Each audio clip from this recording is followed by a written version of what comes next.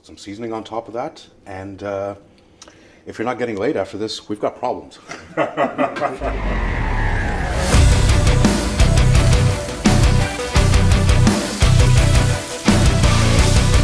What's going on, guys? Larry Wheels here with Don. And if you guys don't know, you've probably seen in some of my videos, or if you follow Wuss, he is the... Well, we're the biggest strongman show in the world. We started out here in Dubai, and through our good mutual friend Hafthor Bjornsson we actually met Larry, and we decided to bring him out here in one of our sponsored training programs, which is pretty much, we're in March, yeah? It's about a year ago. About a 1 year from today. From today, give or take. We brought Larry out, and well, who knew that he'd like it so much he ended up staying. And yeah, I did not want to go back to LA after 6 weeks of the Wuss preparation that you guys put me through, the incubator program. Yes. Yeah, I was convinced I didn't want to go. So here I am a year later, and I won't be leaving till next year. So 2020 in January is when I'm planning my move back to the States. But today we are here because Don has a history of being a chef. So could you just tell us a little bit about how you got into that and how long, where you worked? I wouldn't really say the history of being a chef makes it sound a lot more professional than it actually is. What it is I like cooking. I love cooking. My mom loved cooking, and she just always, I used to just snoop around and say, hey, how you doing this, how you doing that? And she was because we're a bunch of impatient brothers, all four of us, she ended up slowly becoming the person who would cook an amazing meal within 10 minutes. And that when I moved out of my parents' house when I was about 18, I just started cooking and experimenting, and then when I got into fitness and staying lean, it was just little tricks about how to have a very, very tasty meal without necessarily using loads of processed stuff and butters and oils and all that, and very, very quickly, because most of us don't have that time, and when we get hungry, we want to eat now.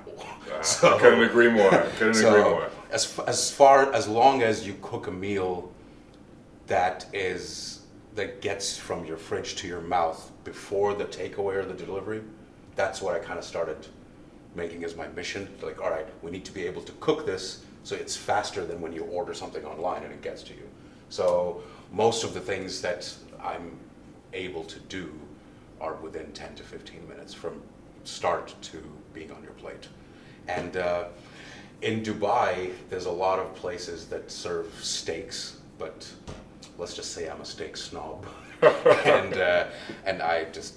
I'm very picky about how a steak should be cooked, should be seasoned, should be cut, and so Larry saw a little video of ours in one of our channels, and he just gave me a call a couple of days ago. He's like, yeah.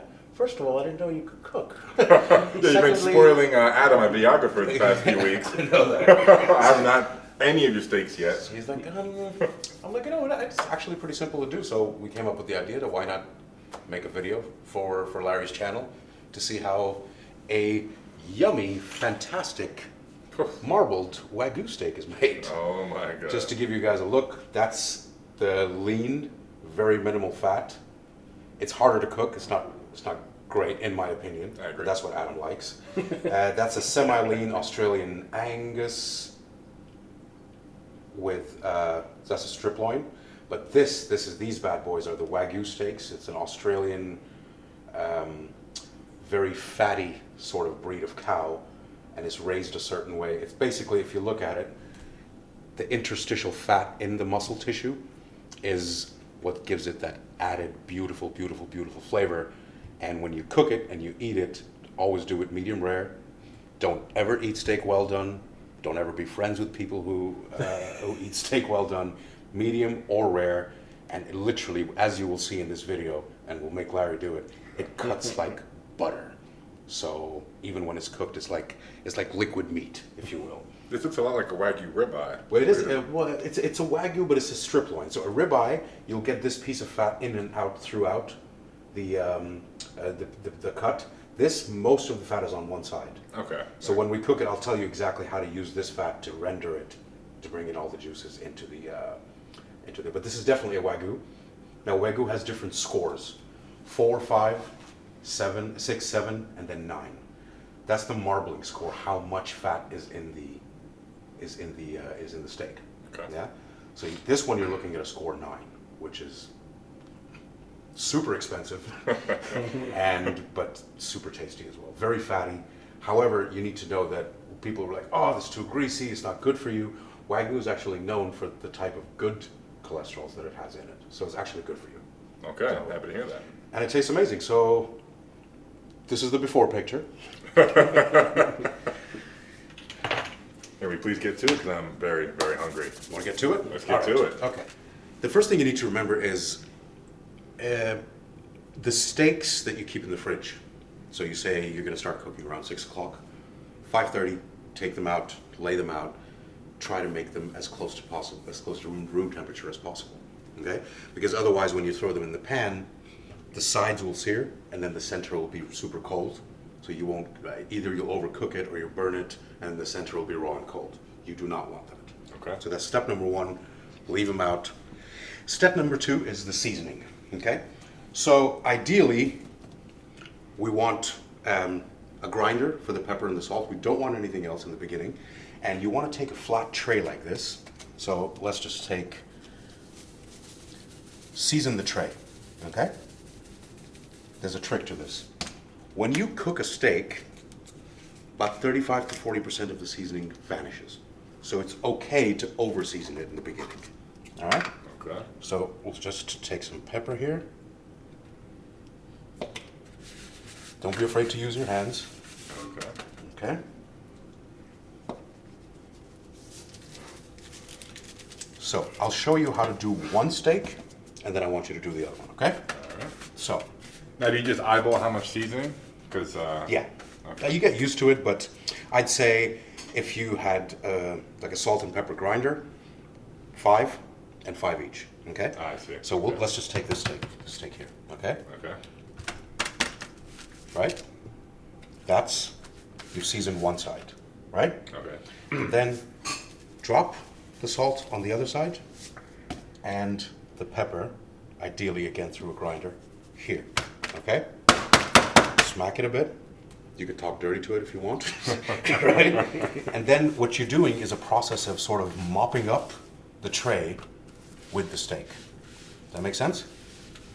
Okay. So this is the part where we season the meat. It's kind of clean. So this way, all the seasoning is very is uniformly seasoned throughout every part of the steak. The sides, the front. Got it? Okay. So that's a seasoned steak right there. Okay? All right. Now, why don't you grab that one and show us what you got on this side? All right. So grab it. Just put it here. Move it around a little bit. All right. All right? Now, you've seasoned one side. Yeah? Yep. Now, you Just one side season. put the salt on the top. All right. A little bit more than that. Okay? That's enough. All right. Take a little bit of that pepper from the side. Just sprinkle it all over it. All right. Yeah? You like that? That too much, baby? Now flatten it out with your hand. Okay? Like that? And now just twist each side and kind of mop up the seasoning. Twist it. Like, turn it to the side. Yeah. Yeah? And then just start cleaning out. Get all that salt in there.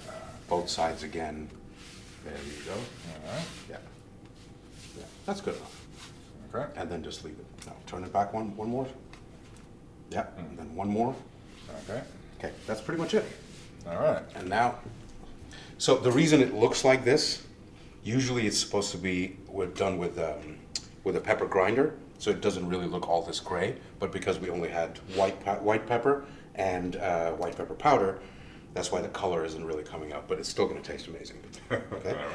All right. So that's pretty much it. Then you leave it to season while we prepare the pan. Okay. What you need after this is you need a pan, olive oil, tabs of butter, clove of garlic, thyme, and rosemary. Well, we have everything ready here, and then I'll just show you how to cook it. Now it's just literally a 6 to 7 minute job per steak. That's it. Awesome. Then I'll tell you how. All right? Okay. Cool. All right. So you see this, get the pan nice and smoky, okay? Okay. So that when you drop in the olive oil, yeah? How high should I have the flame for this part? Pretty high in the beginning because when you want the pan super hot and the oil to be evenly distributed. Now you can turn the flame down, but not too low. So the idea is now you need to use your ears. So we're going to take the steak. Okay. Listen to this sound. If you don't get the sound initially as soon as you put in the steak, just take it out. You've kind of wasted it. Okay? Okay, very important step then. Now That would mean that the flame is too high or too low? No, it's not hot enough. It's not hot enough, Starts okay. sizzling immediately.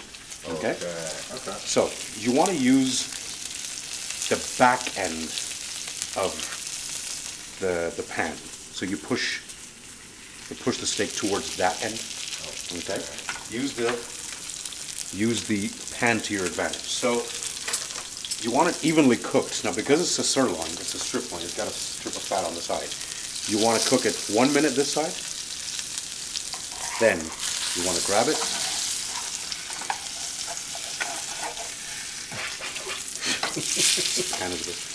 And now you leave it like this. So what this is doing is it's rendering the fat on the side and getting all the juices in. That make sense? Okay. For 1 minute on this side? For 1 minute each side, yes. Okay. Actually leave it right here. And in the meantime, we take a clove of garlic, thyme and rosemary. Okay? So just purely for taste. And butter comes in later, but we'll get to that in a minute. Now, see that? See how quickly and immediately the color has turned. Yeah. Now, all the thyme and the garlic, that again stays at the back of the pan. There you go. While that 1 minute is going by, we'll have the butter ready. Okay. Just a little tab. Sort of brush the steak with it. It's more for the flavor than anything. Okay? Okay.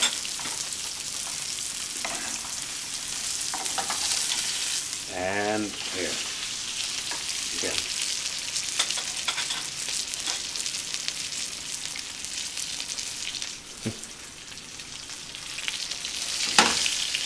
So I know what Adam's problem is. How do you like your steak?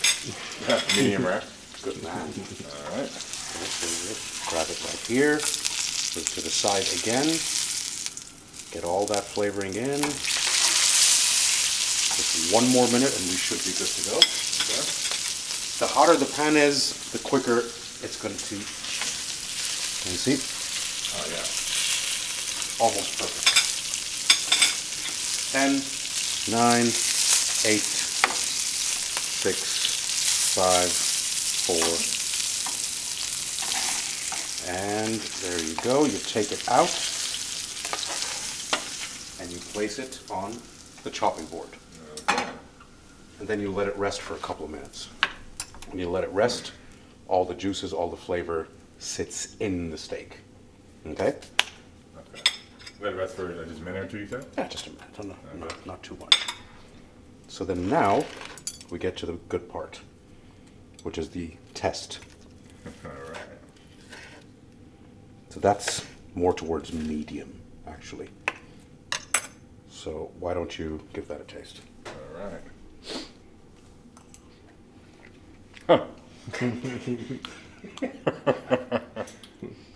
What do you think? Not bad, right? Pretty amazing, guys. Me, I personally like to chop up the steak like so. So when you're cutting it up, make sure that you're not cutting it up too thin. Because too thin, you lose the flavor. So about an inch each. And may I point out that I have just proven how tender this meat was because we're actually using a butter knife. Because Larry wanted the challenge. He's like, well, prove it to me. I'm going to take away all the proper knives.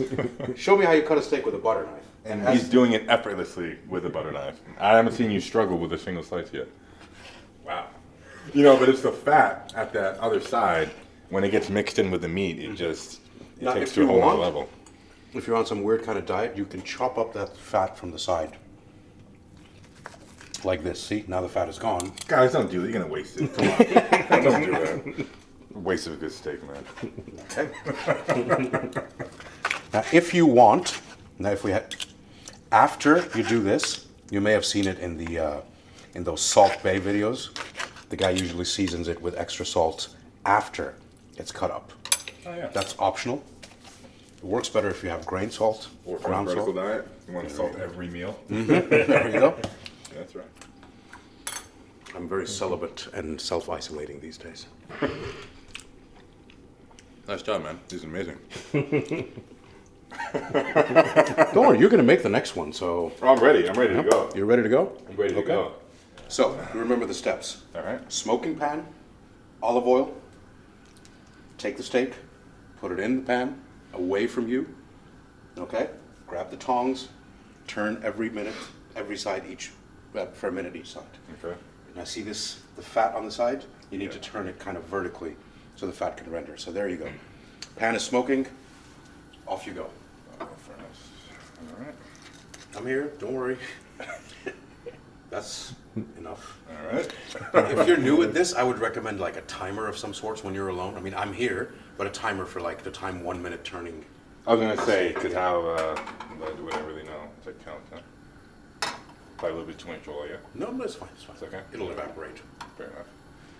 All right. And then when it's well, suppose it's ready now. That it's Give smoking. it another 20 seconds. Okay. For the oil to sit a little bit. Yeah. So, by the way, how much do these Wagyu strip loin steaks go for? About $150 a kilo. Okay. So $150. Yeah. Not dirham. No, not dirhams. That's 500 dirhams a kilo. Okay. All right. And that's the only thing about this setting that's not ghetto. Okay. All right. Off you go. Gently, gently. Nice. Push it away towards that side of the pan. It's okay. Here's your tongs. Mm-hmm. Tilt the pan, it's fine. Tilt the pan. There you go. Perfect. Now, take the mix. Take this mix. Okay. Just in one hand. Okay. Leave the pan. Put it in one hand. Sprinkle it all over.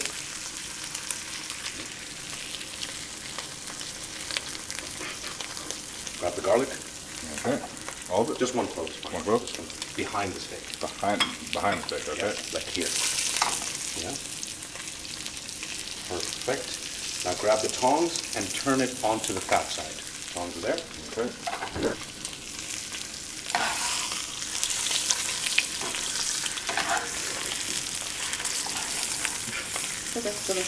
There you go. All right. Now hold it like that for about a minute.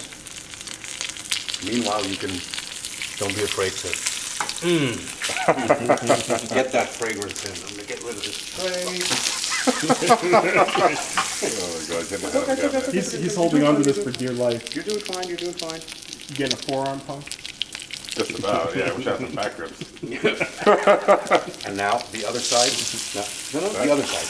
The raw side. Yes. All right. So leave the tongs. Okay. Get a little bit of butter. All right.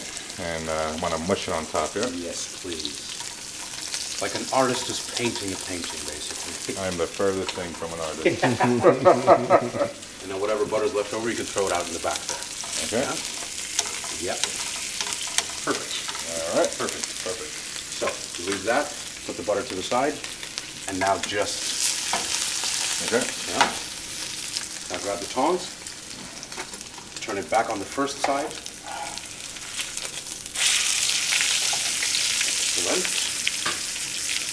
Just let's do a quick check.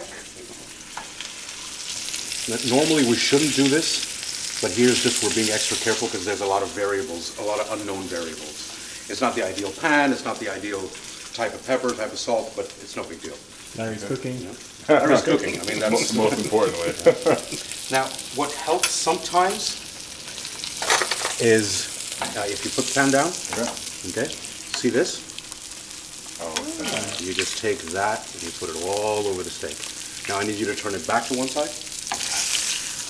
There we go. take the juices. Oh, yeah. Listen to that sound. Yeah, I think so. Hey, you're doing a great job. It's nice and seared. Absolutely. Yep. And turn the flame off. Okay. Yeah. And Just remove the pan and just take it out and put it over here. Perfect. should I put some of this on top? No. Okay. And let it be. Okay. Meanwhile, let's get rid of this. All right. Get it out of harm's way, literally.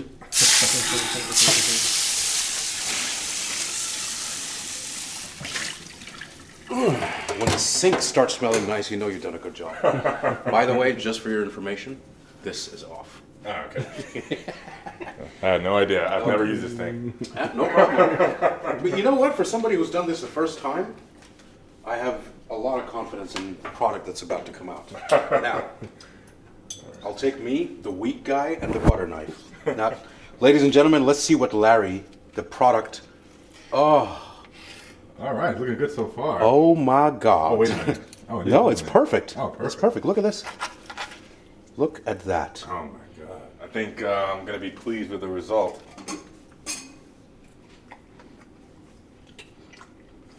Now face the camera and say, it's brilliant, if I do say so myself. It is quite magnificent. Get a close-up of that. Now if you see the layers, you've got the top and the bottom. And then in the middle, most of it is that's a perfect medium rare steak.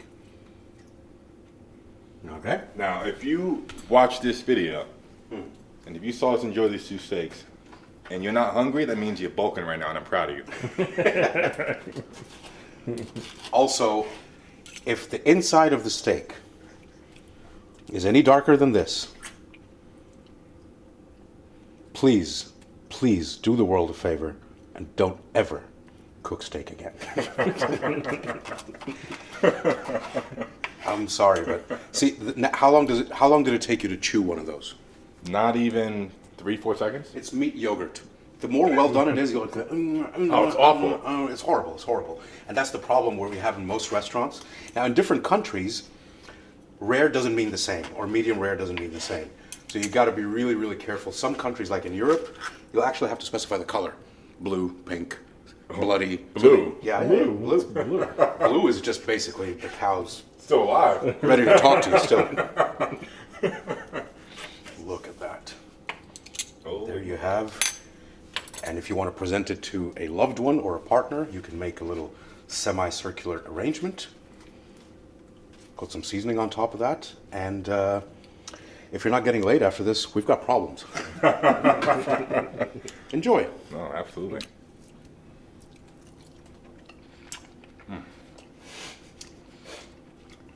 Turns out Larry is the best chef in town. We have competition now. Warning you. Now, I've been eating a lot of takeout lately, but after having this steak, I think I'm gonna be cooking a little bit more. Well, Nicole's gonna be cooking a little bit more. Makes you question all those restaurants you went to, right? You're like, okay, this steak was good, but that's really, really, and they're serving the same meat, by the way. Right. It's just, I suppose there's a factor of you're at home, it's your own kitchen, you're not under pressure for orders and stuff like that, so you take a little bit more care. But some of these restaurants, they're charging you what, like, I've paid up to like, what, the equivalent of $200 a steak? And you're like, really? It's like an insole.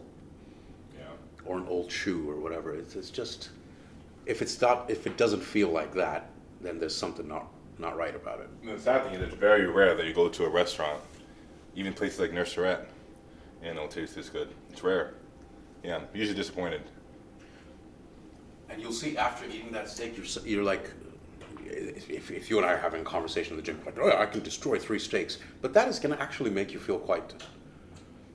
You're like, you know what? I'm actually quite full. I mean, I don't have to have like 17 sides with it or whatever, unless there's a specific purpose. Like that is a complete meal.